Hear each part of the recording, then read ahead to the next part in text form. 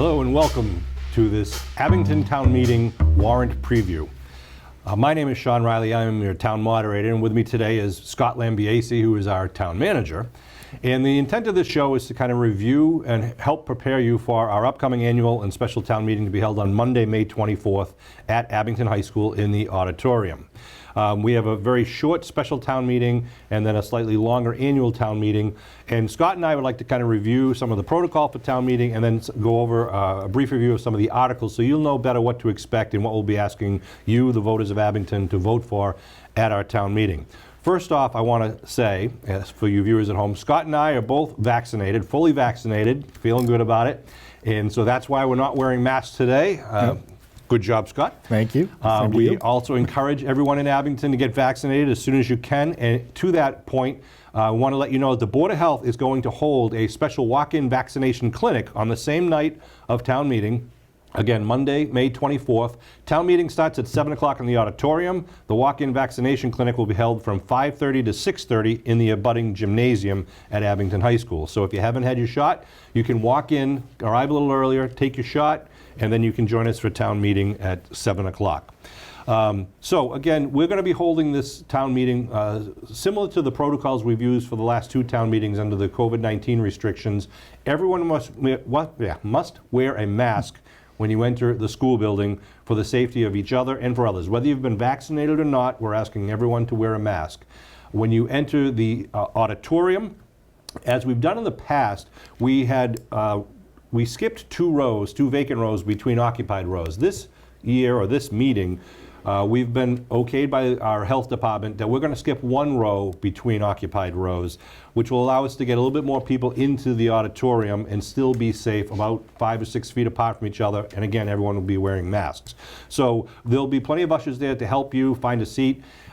If you're a family unit, you can sit together. Otherwise, we're asking you to keep at least 3 vacant seats between you and other non-related or other outside your household people, so that we can make sure that everyone feels comfortable and safe going to our town meeting, always trying to keep a concern for the health of others. Scott, I know you and your officers, the people, the finance department workers, your Board of Selectmen, Finance Committee have done a lot of work to prepare for this town meeting, and I think in general the town's in a pretty good stead right now. Yes, actually, I think we're in a very good position, and that is because of the hard work and the due diligence of Sue Moquin, the Assistant Town Manager, Finance Director, and Sonia Hodge, who's given us a lot of information, a lot of help this year. But the whole Finance Committee really spent a lot of time working through this budget, and town meeting. Town meeting last year did a lot of work. We, as everybody probably remembers, that we had to, at the last minute, take about $1.5 million out of the budget last year. We put a good amount of money into stabilization. We're not going to touch that stabilization money this year, so I'm pretty proud of the work that everybody's done. It is pretty good news. It's been a very tough year for a lot of people, a lot of town governments, a lot of businesses, but Abington has really come together very well, and I have to congratulate and thank everyone who has reached out, whether you were delivering food or volunteering for the different communities and committees. Those people who ran for Board of Health or school committee 2 years ago probably never thought what they'd have to be dealing with in the last year or so, but we appreciate everyone's help. But let's get right to it. If you go to the town website, abingtonma.gov, you can download a copy of the special town meeting warrant article, the warrant, and the annual town meeting warrant, which is just a list of the discussion items that we'll be voting upon on May 24th. There's also a copy of the town budget for the next fiscal year. And the next fiscal year starts on July 1st, 2021 and goes to next June of 2022.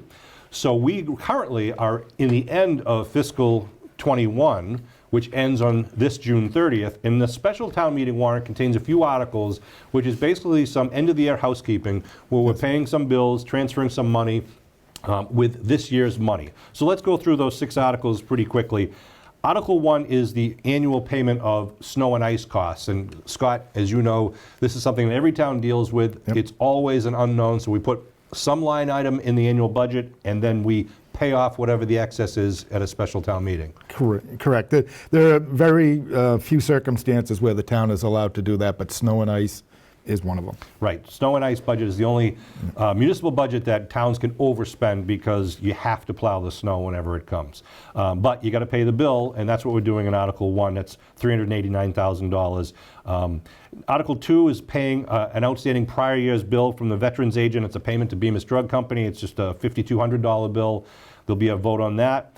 Article 3 is the water department transferring some of the money that they have in a reserve account, $175,000 to purchase 2 filtering pressure vessels for the Hannigan Water Treatment Plant, which Rockland will also be approving that same expenditure because it's the Abington-Rockland Joint Water Department. So $175,000 from each town will help to upgrade our water treatment plant.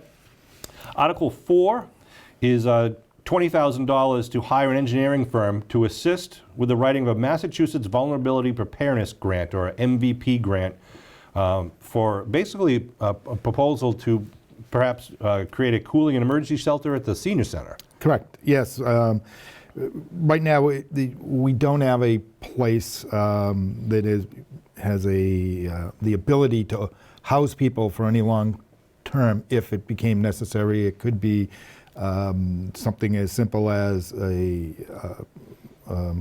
heat wave that goes, for many days with power outages, or it could be a hurricane. Right. So there are different situations, and this will help us. The money that we're appropriating goes into this grant, should we receive the grant, would end up actually being wrapped up into the grant also. So it's a win-win. Yeah. And we are highly likely to receive the grant.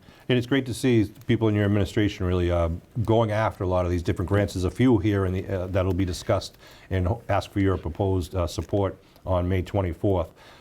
So that is one, again, that might create another benefit for the residents of Abington, not just the seniors. Correct. But for any resident who might have difficulty because of a storm or power outages or things like that, we'd have a place for people to go. And it has been a need just recently. I think we opened up Abington High School during a really suspended heat wave because, there are some, especially some of our seniors, who don't have air conditioning in their apartments or their houses. So need to be able to take care of those who have taken care of us.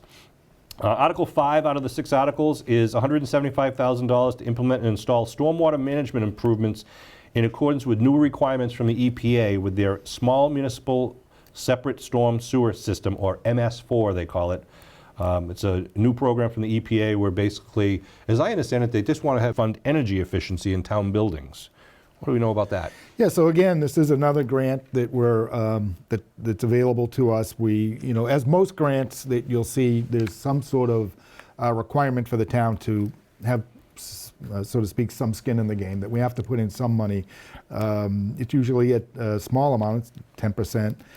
This one, if we get this grant, it would go into fuel efficiency measures at the different town buildings, and it may be things like upgrades to HVAC systems, upgrades to lighting, anything that could save us money. So anything that we do with this grant will ultimately save us money in the long term also.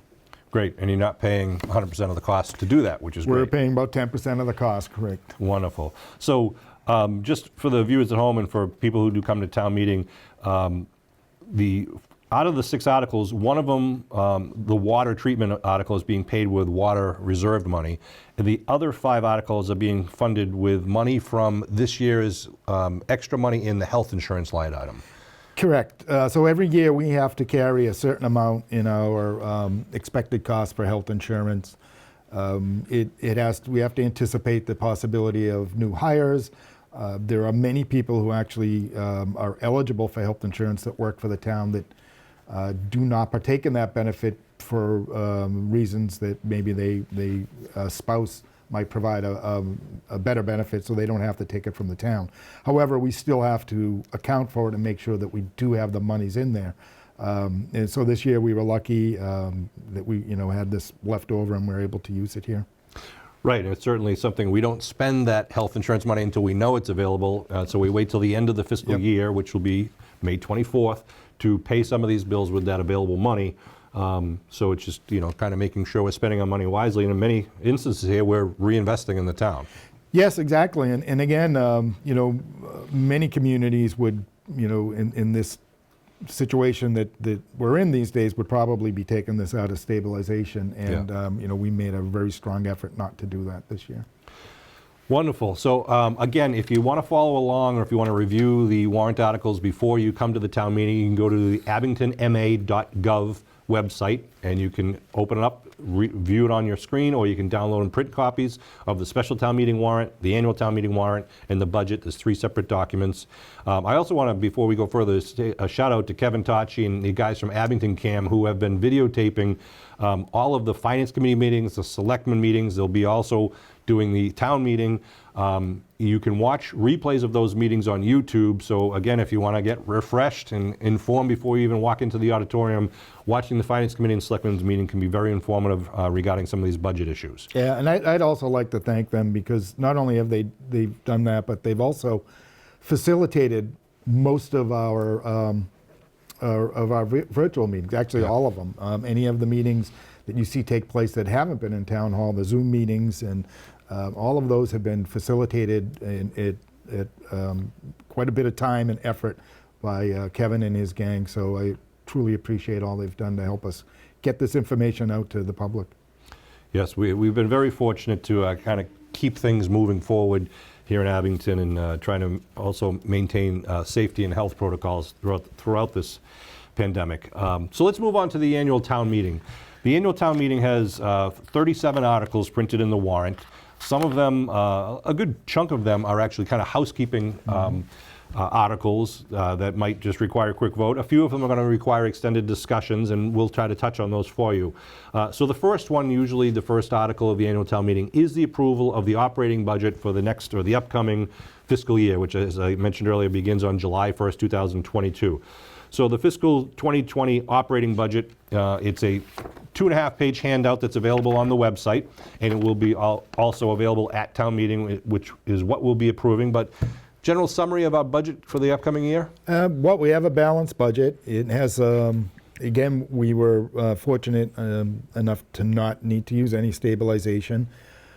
Not only that, but you know, we do have American Recovery Plan Act money that is due to the town, quite a substantial sum, and we've not used or considered using any of that at this point within this budget. So what we have here is a balanced budget with some increases to service, or actually it's not really even increases to service, but what we have done is restored some of the services that we removed from the previous year's budget. When this pandemic first hit, we, like I said last year, just before town meeting, we took $1.5 million out of the budget. We put a lot of it into stabilization. And luckily, we're in a position now that you know, we can meet our contractual obligations, and we can restore some of the funding that we withdrew. You know, a lot of that is, you know, luckily we had some departments that were willing to work hard with less for a while. We did go out to bid on our trash contract, our trash hauling contract, and the bids came in favorable. So you will see actually a new contractor coming this actually July 1 they'll be starting, and I'm expecting that we're going to get better service. And I think, you know, we'll obviously see some savings. It's a lower cost? Yep. Really? We saved roughly $130,000 on that contract. Great. That's good news. And I think, you know, if anyone has questions about the budget, you can certainly contact the town manager's office at 982-2100 before the town meeting, or certainly you'll have the opportunity at town meeting to talk about the budget. It's a pretty detailed budget that shows what we approved last year, what was requested this year, and what we're recommending for your approval for the operation of your town. And your town government is very labor intensive. It's a lot of employees that we hire to provide you, the residents, with services, whether it be trash service or police and fire or DPW and library and school department. So the town every year does their best to balance the budget to provide as much services within the confines of the allowed budget limits. And before we go further, you mentioned stabilization a few times. The stabilization, for those who aren't familiar, that's essentially the rainy day fund. Some people call it the savings account for the town. It's money you put aside for Pandemics. Yeah, pandemics, right, for unforeseen events. And I believe there's approximately $3.5 million. Just shy of that, there's 3.2 million, and that is, that is a good, comfortable number. As a matter of fact, recently when we went and met with bonding companies about bonding projects, and our ability to borrow is in what we pay when we borrow is reflective of what we do with our finances. And they were very impressed, as they have been in the past with the town, and we have a very good bond rating. But yeah, the stabilization fund is typically when expect a large sudden downturn in the economy and loss of revenues. We did experience a significant loss of revenues because of this COVID issue, and we're starting to see it come back, which is great. But again, we've managed to get by without using that stabilization. You'll see when we get into our next article, which is our capital article. Normally, we would have some free cash, and we would have probably a little more robust of a capital plan. We didn't have free cash this year because of that loss in revenue. However, that being said, as I mentioned earlier, there's the American Recovery Plan Act, which gives the municipalities money to make up for that lost revenue. So we're expecting somewhere around $800,000 this year and probably another $800,000 next year. And of that, at least $600,000 or $700,000 will be able to go towards this revenue that's lost. I would anticipate that we will have to have some sort of a special town meeting in the fall where we can allocate that money, but at that time we're going to take care of the rest of our capital. So we're looking forward to that, but that's, we'll get more into that, I guess, at town meeting. Well, congrats. That's all good news that we're not dipping into the savings account. We're still able to balance the budget, and you might have the ability to do some other desired investments in the fall with the money coming from the federal government. We'll cross that path when we get to that and finalize those numbers. But let's talk about the capital plan. That is Article 2. It's every year the town puts forth the capital plan, where some of the items are usually reoccurring every year and some of them are new. This year we basically have 3 departments that will be part of the capital plan. The water department has 11 different items they listed for information for the voters. All of the items that the water department is paying for comes out of their water receipts reserve for appropriation account, which is basically the money that you pay with your water bills. They take that money and reinvest it into the water system for updated pipes and hydrants and water meters and testing and things like that. And so they list where they're putting that money back into. So it's actually not being paid by taxes, it's being paid by water revenue. Yep. Sewer department, similarly, they're using some of their sewer revenue to update and replace some manholes across the town at $175,000. And then Strawberry Valley is the third department. They use all the golfers who pay their greens fees. They use that money and reinvest it into the town's golf course. They're going to purchase some new golf courts. They're going to put golf carts, I should say, put in a new well, some equipment purchases, and put a maintenance pad, concrete pad in for just to make things easier to keep up that beautiful course there on Route 18. So we'll be asking the town to approve the expenditures coming from each of those accounts, kind of self-funding. Any other information you want to share about that? No, as you said, I mean, they have their own sort of, within their departments, a stabilization type account or a savings account specifically for these kind of projects, and that's what they're using it for. So we're glad that they're able to do this. So things like, usually we'll see like the purchase every year, we usually purchase 2 or 3 police cruisers and maybe a couple, a pickup truck or whatever. Those are the type of items we might be dealing with in the fall. Yeah, I fully expect that in the fall, I will have a quick meeting with the capital committee, and we'll discuss what items we want to bring forward, but I'm expecting it will be some police cruisers, a street sweeper, because of this MS4 program. The DPW is required to sweep every street in town twice a year, and they've only got 1 street sweeper. It's pretty old, too. And so we have to give them the equipment they need to carry through with their mission. And then there'll be a few other items, but again, I'm certain that we're going to be able to do it, and I'm glad we're going to be able to do it. That's great. So then Articles 3 through 10 are part of this year's consent agenda. The consent agenda is something we implemented just a couple of years ago, where every year there are a certain number of articles that have to be revoted, and they're usually not much debate, or likely no debate. They're kind of routine articles, or they're articles that are relatively self-explanatory. So we put them together and we take one vote to approve the articles, basically to move the meeting along. But anyone's certainly able to ask a question or even ask that a certain article be voted separately. But the articles are printed in the warrant. One is, Article 3 is sick leave buyback for two retiring employees. One is the annual fee that we pay for out-of-district student transportation to some of the vocational schools. We're required to fund that every year. That's usually about, what, $14,000 or so. Yep, $14,000 to the penny. Then $5,000 to the health imperative funding, which is for a local domestic violence program. Also, $2,500 towards the ARC of the South Shore for Abington residents with intellectual and developmental disabilities. Article 7 is a matching grant for hazard mitigation. There's another grant we're applying for. It's $5,000 for the purpose of providing our 10% match towards a flood and storm hazard mitigation grant. So again, we put in $5,000 and they give us, what's the, $50,000, I guess it is. Yep. Matching grant for the Mill Street Dam repair, again, $50,000. We're asking for funding for that in order to qualify for a $500,000 grant to fix the Mill Street Dam, which is very important that we fix that dam. Sure. Article 9 is establishing a stormwater revolving fund, which again relates to those MS4 things, where we'll have a fund put together whereas different developments or things in the future, it's a way to place to hold money so that we can use that money to make improvements and repairs to any of our stormwater management, retention basins, catch basins, things like that.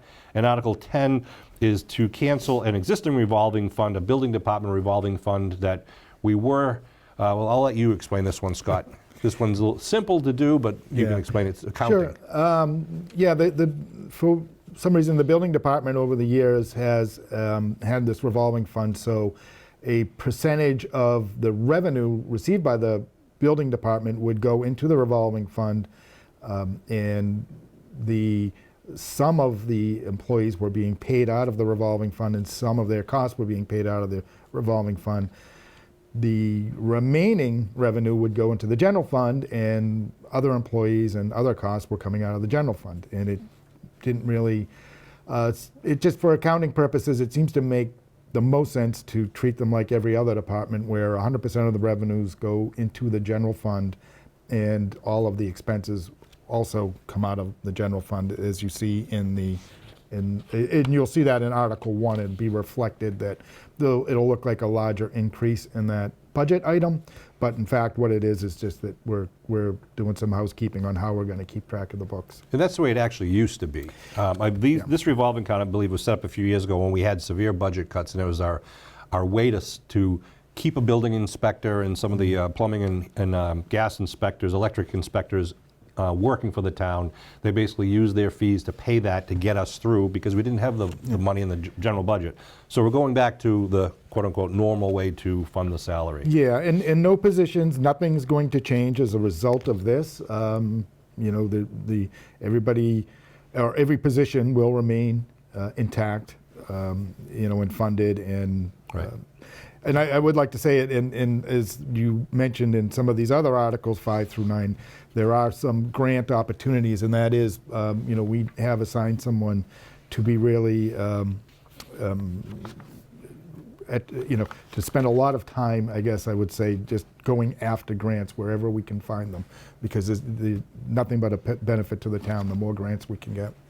Anytime you spend $50,000 to get $500,000, it's probably a good thing, but yeah, we'll leave it for the voters to decide that one. Specifically on a project, you know, we're not looking to come up with projects, but here was a project that needed to be done. Yeah. The Mill Street Dam, obviously something that you have no choice but to take care of, and we found a way to save the taxpayers upwards of $450,000. Great. So a vote to approve the consent agenda would include approving those articles, Articles 3 through 10. We'll move on to Article 11, which is the annual community preservation budget. It lays out the money that the community preservation takes in, and then the committee reviews submissions from residents of different projects that might involve either historical preservation or affordable housing or open space or recreation improvements. And so in this year's budget, some of the projects that they're proposing to fund is the Phase 2 of the Beaverbrook Playground down behind the Frollo, a well for Griffin Dairy, Little League Phase 2, the improvements at Plymouth Street Field, Phase 1 looks great. And then some contributions to be set aside for future historical investments and housing investments, which we're required to put money aside in all these three categories every year.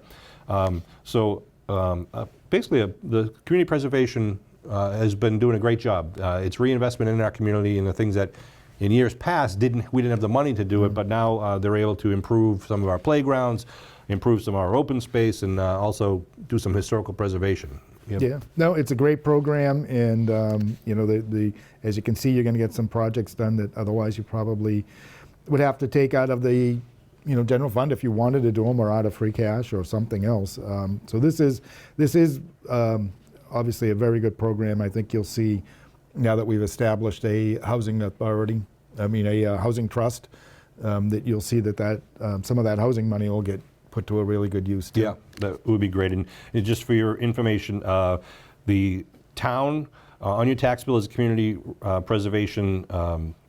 What's the word I'm looking for? An assessment, I guess. Yep. The town takes in just over $400,000 a year in that, and the state this year threw in another $80,000.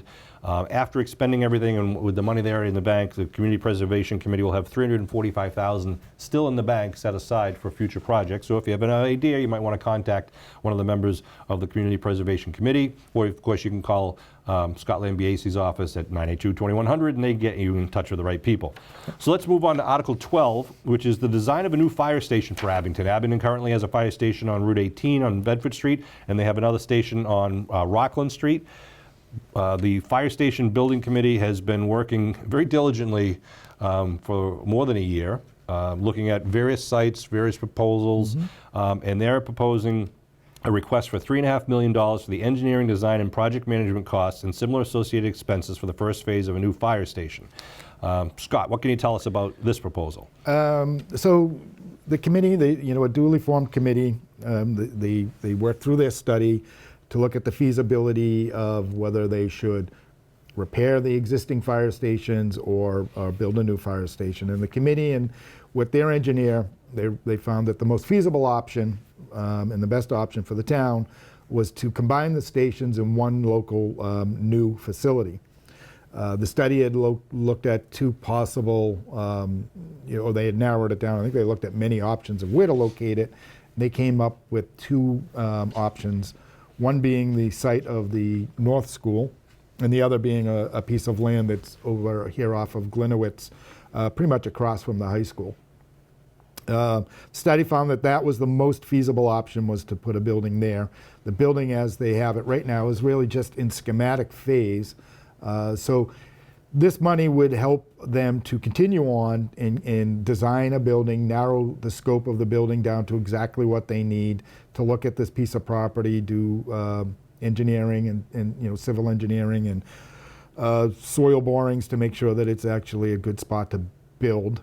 And then the idea would be they will come back to town meeting next year after they've refined all their drawings, got some good numbers, and say to the town, all right, we're ready to build this building, and now we need to borrow whatever that may be, $20 to $30 million. So it's a long process being a former member of 3 different building committees in town. It's a long process from design to actually putting a shovel in the ground to occupancy of a building. Yep. And this is one of the first major steps. As I said, the committee's been working hard over the last year and a half. Due to COVID, they haven't had the opportunity to have a lot of public forums, but I would encourage you to look at some of the videos that they've put together with the help of Abington Cam. They'll be available on YouTube. If you go to the abingtoncam.tv, you might get some links. You can also get some links, I believe, through the town website or even through the fire department's website. Yep, the fire department website. And they do have a link for the study. Great. I mean, it's a lengthy study, but you can probably get through it and sort of get the high points of it. And certainly anybody on that committee would probably be happy to talk with you. So the proposed location for this proposed fire station would be, as Scott mentioned, basically if you went down Glenowitz Way heading towards the town hall and you get to the Flagpole Rotary, if you took a left turn into the woods, there's about a 6-acre parcel out there. Some people used to refer to it as the Mabel Butler land. Mabel has since passed away, and the two heirs have offered to sell it to the town, which we'll talk about in just a second. That's where the proposed fire station would be, and the approval of this funding would be a design of a station on that property. So there will be a short presentation made by the Fire Station Building Committee at town meeting, and I'm sure we'll have a lot of question and answers to kind of talk about this, because it's another big decision, because unlike some other town buildings, a fire station location is important, especially if it would be our single one fire station. So an investment that the town really needs to consider, and we will do that as Article 12. Again, I urge you to watch some of the videos to get some information before you go to the May 24th town meeting. Somewhat related to that is Article 13, which is the purchase of that 6-acre parcel. It's listed under the assessor's record as 0 Bedford Street, but it is the parcel that I just described. If you go down, take a left at the flagpole into the woods, it's 6 acres there. So this parcel abuts basically the town hall land. It's across the street from the high school, and it also abuts some housing authority land. The 6 acres is being made available to the town for $130,000, which seems like a pretty good deal. This is a separate vote, though, from Article 12. So whether Article 12 passes or not, we have to make a decision whether we should buy the land or not. Yep. Yes, and I strongly urge that we do buy the land, regardless of what we decide with the fire station. This is a great piece of property. 6 acres for $130,000 is, it's the property owners are just looking to walk away from, having to pay taxes on it. They want the town to have it. It's perfect. It's perfect for us as far as anything in the future expansion of this campus. We have this great campus down here where we have our high school. You have your middle school, you have the library, you have the town offices. We're all bursting at the seams, so it'd be very prudent of us to take advantage of this one way or the other. So the purchase of the land in Article 13 does not designate its use. This will it's for designate municipal it, purpose. Correct. It'll be designated for all municipal purposes. Right, so that would be defined either with a fire station approval or some other approval down the road. Yeah. And that money, the $130,000, is available without borrowing it. We have the money set aside if the town votes to approve the purchase of this property. Correct. Article 14 is see if the town will borrow $775,000 for the repaving of Hancock and Lincoln Streets. Scott, this is always a great article. Yeah. A great issue, I should say. Great issue, yeah. John Stone had made our DPW director put together a, sort of a list of all the town roads and the conditions they were in, and they rated them. And every year he tries to do as much as he can with the money that we appropriate for road work. And a lot of that money comes from the state. It's called Chapter 90 money. The state allocates a certain amount of money to every city and town, depending on how much road, how many miles of road you have. And that's sort of what we use for our maintenance program, and it's never enough.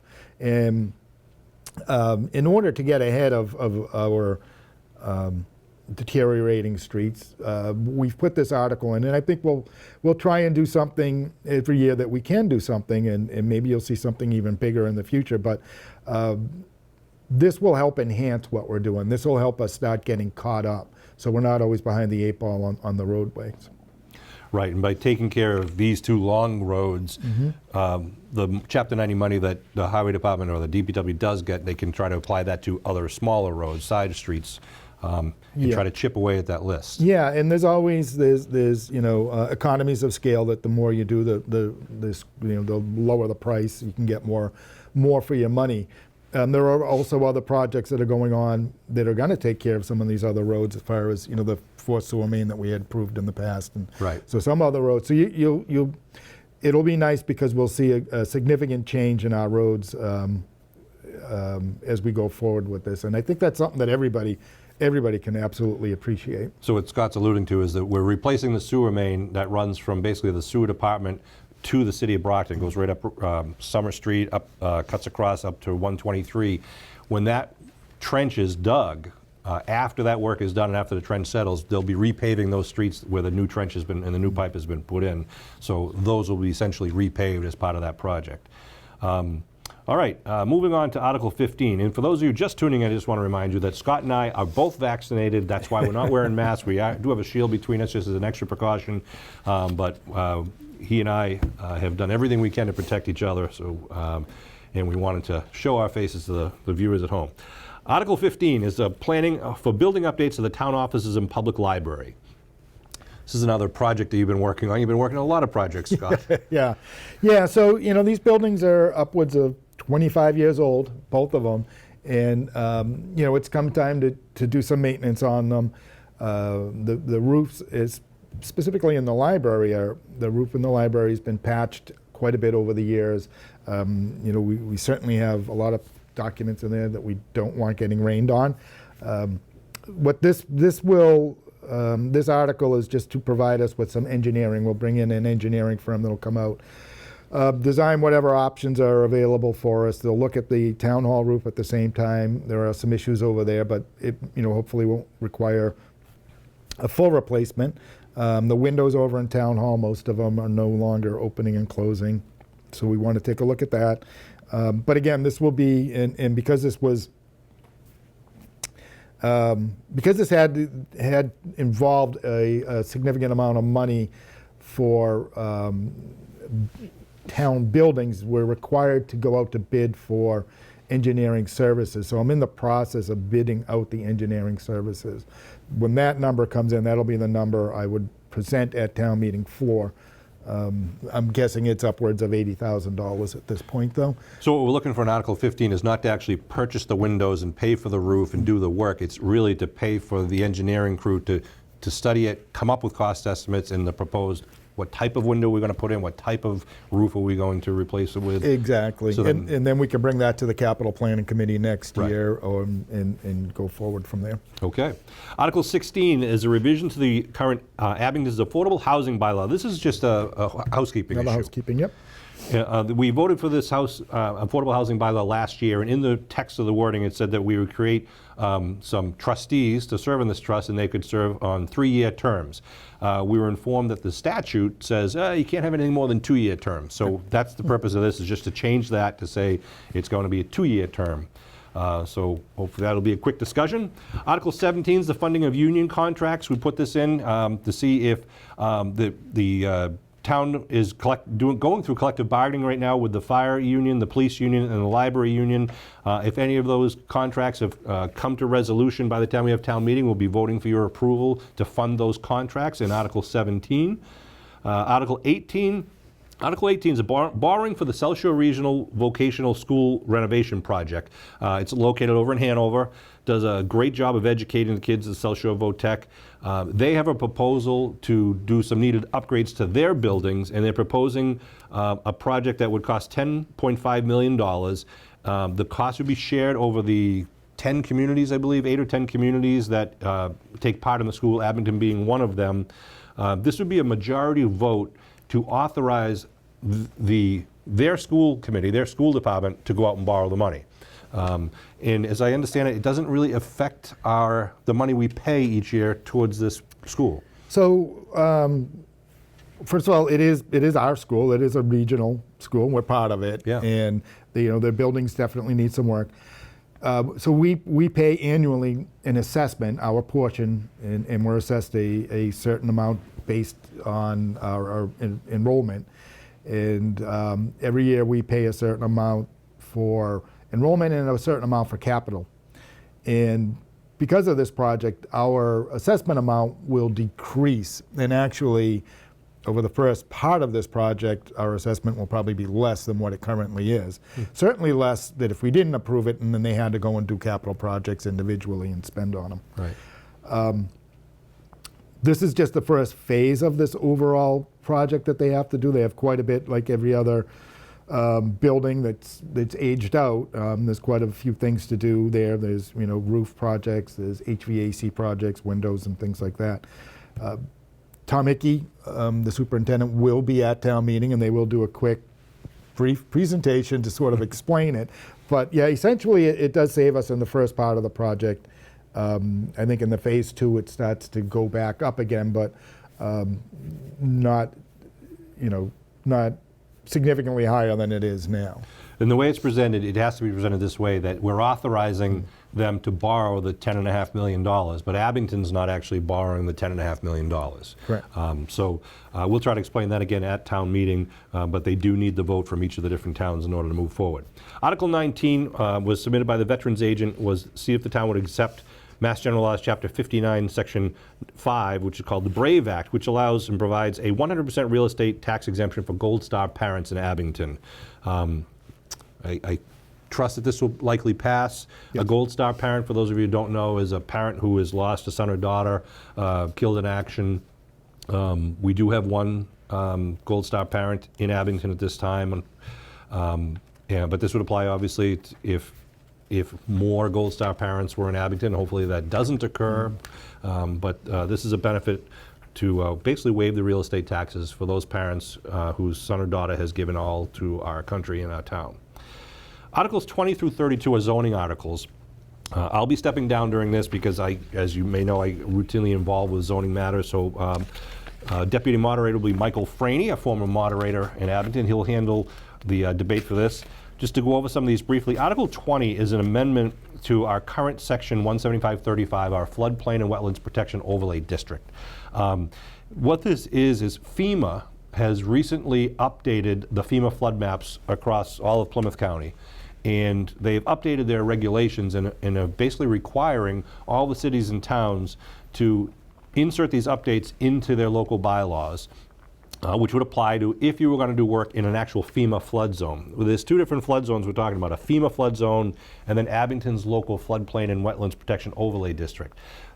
The bylaw that applies to Abington's bylaw really doesn't change. We're inserting additional language about the FEMA restrictions that would essentially affect those people who own property within a FEMA flood zone. It has additional definitions, and it's basically, if we do not accept these updates, those property owners in Abington who are in need of flood insurance would not be entitled to get flood insurance. So it's basically a required update.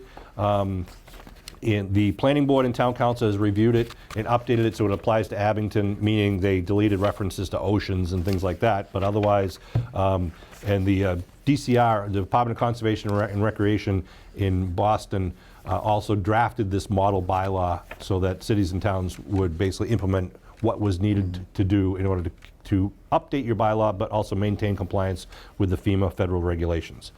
Long explanation, but that's what that does. And I don't believe that this would have a negative impact on any properties, Right. unless it's not If it's not approved, in which case it would have a negative impact. right. People who need flood insurance, and you'd be surprised. There are some. One of the most immediate impacts is if you needed a mortgage, and if your property is in a flood zone, you have to buy flood insurance to get a mortgage. And if Abington does not update the bylaw and therefore is no longer eligible for FEMA flood insurance, some of these people might have problems if they try to refinance or sell their properties. Yeah. Article 21 is an amendment to require that commercial signage also include a street sign out on a street for a business also include the address. So if it's 2000 Bedford Street, it would be somewhere on the sign. And this was a suggestion by the fire department, so that if there was mutual aid or an ambulance or fire department, police coming from out of town, it would help them find the address much more quickly than simply relying on GPS. So that would be for, as you update your commercial sign, that you add the address somewhere on the sign. Article 20, and all of these zoning bylaws, by the way, need a 2/3 or more vote. Article 22 and Article 23 are some house cleaning requested by the building department. Article 22 just simply adds the term accessory apartment to our list of definitions. Accessory apartment is usually called an in-law apartment, but the legal term is accessory apartment. Article 23 is to insert the name of the affidavit that an in-law apartment owner has to file every year. It just basically certifies who's living in the in-law apartment. It has to be a relative of the owner. Article 24 is to update the zoning bylaw regarding lots transacted by a zoning district. Currently, if you own a larger piece of property and part of it is commercial and part of it's residential, it's an invisible zoning line. The current bylaw says that if you're developing the property, you can move that line 50 feet. It used to be you could move the line completely. You could just declare whatever the majority of your lot was. If it was a mostly commercial area, you could make all of it commercial. A number of years ago, it was changed to make it, you could move it by 50, and then you needed a variance to go beyond it. This was one of the ideas that was put forth by the planning board's consultant, making it now 100. So hopefully it could make commercial development not as of right, but it might be a little bit easier in certain circumstances, especially along the Route 18 corridor. Article 25 is to delete an outdated note in the use chart of the zoning bylaw. It's an old note that refers to solid waste facilities in the technology business district. We don't have a technology business district anymore, but we forgot to delete the note. So we're asking just to delete it. That does not change the regulations regarding solid waste facilities. It just crosses it out because we don't have the technology business district. Article 26 is an amendment to increase site plan supervision during construction. If the planning board approves a commercial site plan or a subdivision, they're expected, obviously, whoever owns the property to build according to the approved plan. At the end of the project, they have to submit a plan showing the as-built, that it was done in substantial compliance with that plan. There's provisions in here, though, that says that if there's a material change that happens during construction, whether you hit ledge or something comes up, that you got to go back to the planning board and you have to notify them, get the change approved, which is already kind of in the bylaw, but they've also added some language that would incur penalties to someone who didn't do that. And if it was a real egregious change, the planning board essentially could have the rights to have them go back and remove it and fix it. That's still being under review by town council, so we'll see what the planning board's recommendation will be at town meeting. Article 27, just moving on, is another amendment to clarify one of the parts of our zoning bylaws. It talks about if you have multiple dwellings on a lot, you have to have them at least 50 feet away from each other. That 50-foot requirement is still there. It's just, it conflicts, the current wording conflicts with another section of the bylaw. So we're trying to get rid of that conflict, but still maintain the 50-foot regulation. Article 28 is the zoning amendment to reduce the minimum lot area in the Muppet zone, the multiple use plan development district. The Muppet zone is located north of Chestnut Street, west of Hancock Street, and there's also an area in the northeast part of town off of Adams Street, kind of in the Union Point area. The current bylaw says that to develop up in that area, it's designed for low impact, usually commercial housing, commercial development. You're required to have at least 10 acres and 200 feet of frontage for the parcel to be developed on. Otherwise, you would need a variance from the zoning board. You also need site plan approval from the planning board. The only change being made to this is that it's going to change a minimum of 10 acres to 3 acres because there aren't a lot of parcels that are greater than 10 acres up there. So they were looking for some sort of low-impact commercial development, and this again was from the planning board's consultant. Thought by lowering the lot size down to 3 acres, it might generate some interest. The 200-foot frontage is not being changed under this bylaw. Article 29. I believe the planning board is not recommending to move forward with this, but there was an idea they were considering about making in highway commercial zones, like in Route 18 and part of Route 123. Our current bylaw allows for multifamily houses if you get a special permit. And if you get site plan review. They were trying to change some of those regulations, but there's questions about whether that would be a good thing or efficient or not. So we'll wait for the planning board's recommendation on Article 29. Article 30 is a zoning amendment requiring enhanced streetscape design. And this is an idea, again, an example on Route 18, Route 123. Some of the lots are kind of rectangular shaped. They're longer than they are wider. So people who are trying to improve their property, the buildings fit sideways better than they can fit facing the street. So this provision would put in a clause that says if the building is approved to be put in sideways, that there would have to be some landscaping or some streetscaping so that your view from the street still looks good. You're not just looking at the blank wall of a building. You might see some sort of landscaping, shrubbery, trees, or whatnot. So that's, again, trying to intend to pay more attention to what the final product will look like.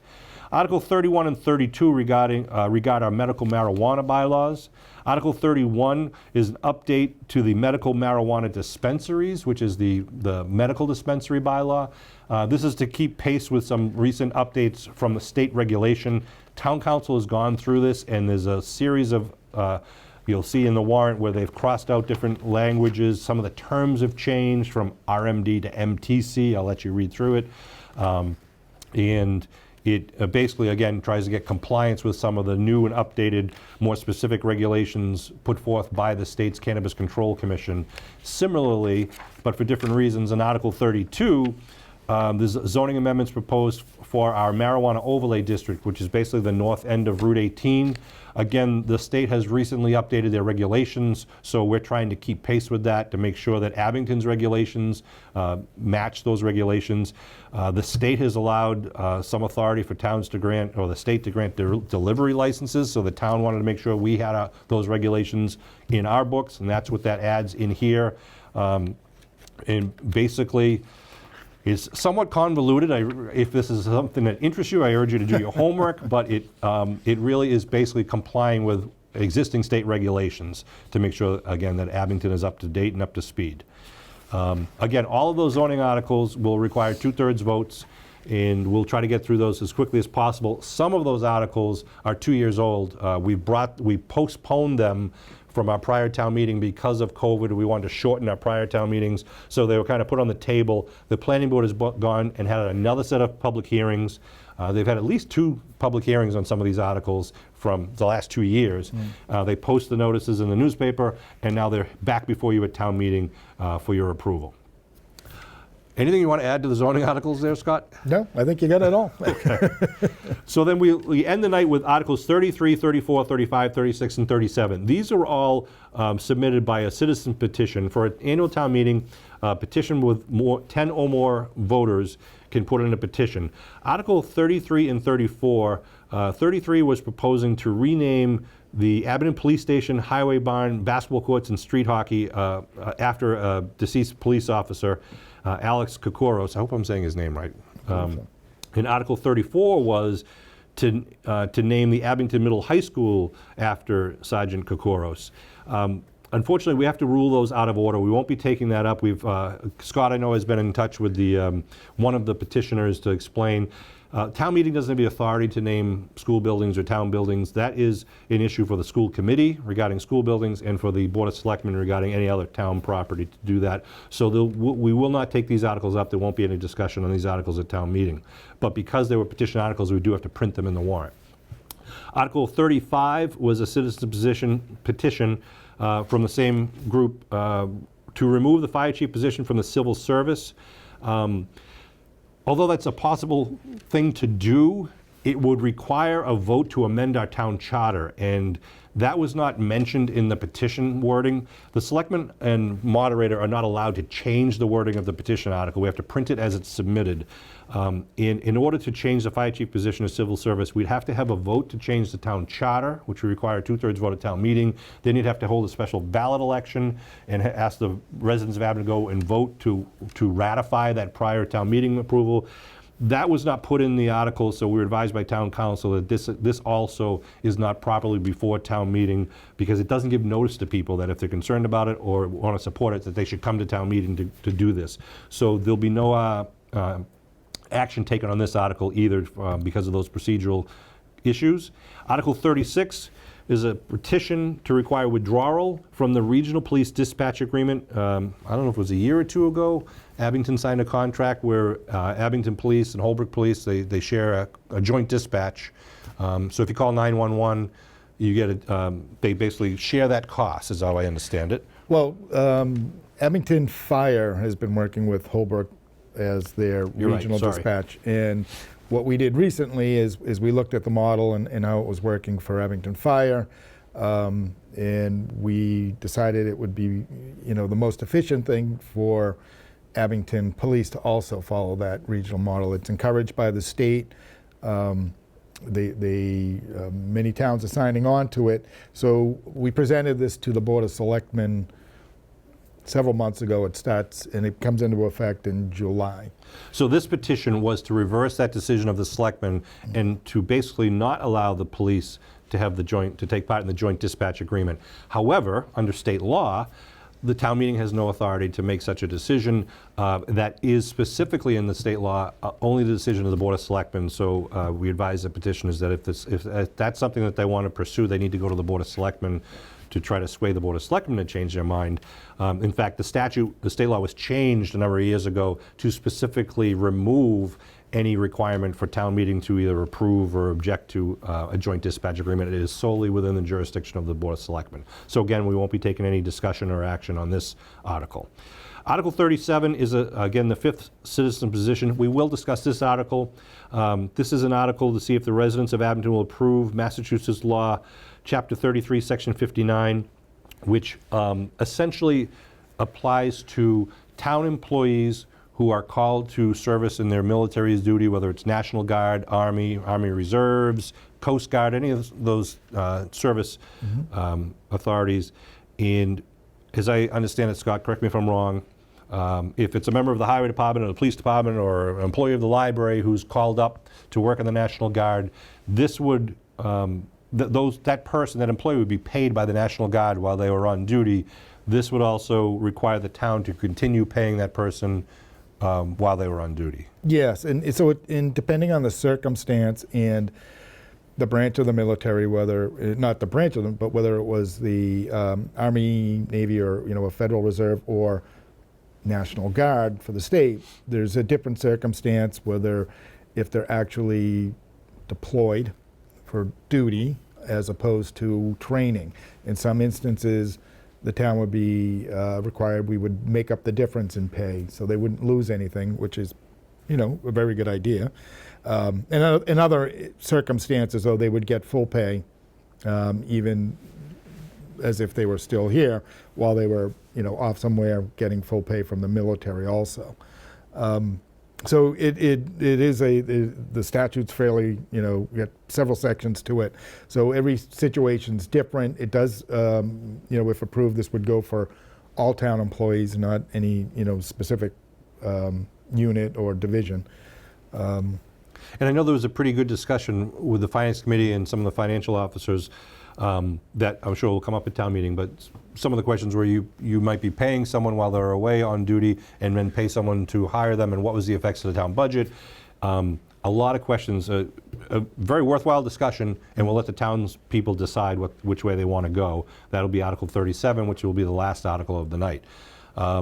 So again, I want to thank the members of the Finance Committee. There's a 9-member board. They're all volunteers. No one gets paid. They work on throughout the year looking at all these articles, and they'll be the ones that make their recommendation, whether you should support an article or amend an article or pass over an article is what we use to say to not approve an article. Thank you to all those members of the Finance Committee. I urge you once again to watch some of the videos on abingtoncam.tv regarding the fire station proposal, regarding the Finance Committee meetings, regarding some of the selectmen's meetings. Again, abingtonma.gov. You can get copies of the warrant articles in advance so that you can read through things and be ready. Anything else you want to add, Scott? No, again, I'd love to thank all of the committees and obviously the selectmen and the Finance Committee, but there are so many other committees, and volunteers. A good portion of your government is made up of volunteers, and they take the time away from their family. They take the time away from some of them, sometimes their jobs, to come out, get together, and meet. And this is sort of the culmination of all their work. It gets presented at town meeting. And obviously a big thanks to Leanne. Leanne Adams, our town clerk. Yeah, putting together the town meetings and the elections, and kudos to her staff too, because it is quite a bit. So again, Town meeting will be Monday night, May 24th at 7 o'clock. We'll get started. The quorum will be 75 people. Once we have 75 people in attendance and checked in, we'll be able to start the meeting. So I believe we'll be starting promptly at 7 o'clock or very soon thereafter. We encourage you to arrive a little bit early so that you can get through the check-in and registration process. Again, if you're looking to be vaccinated, we have the health department is going to have a walk-in clinic that same night on Monday, May 24th in the gym, which is right next door to the auditorium. The clinic will be from 5:30 to 6:30, so you can come early, get your shot, and then join us at town meeting at 7 o'clock. I hope this was a helpful discussion to help prepare you for town meeting so that we can move a little bit more efficiently through some of these articles. I once again want to remind you, you must wear a mask when you enter the school building. You must also wear your mask when you are sitting in the auditorium. There'll be plenty of ushers to help you show where you're going to sit. But again, I want to thank Scott for all the work you've done leading us as our town manager, your assistant town manager, the town treasurer, the town clerk. I'm going to miss somebody, so I better stop right there. All of them. A lot of work, and again, thanks to Kevin Tocci and all the people who work at Abington Cam for taping this show and for all the other shows to bring you the best information we have for Abington residents so that we can make the best and most informed decisions to prepare us for the year to come. Again, thank you very much for tuning in. Hope this has been helpful to you. Stay safe, stay healthy, and hopefully we'll see you on May 24th.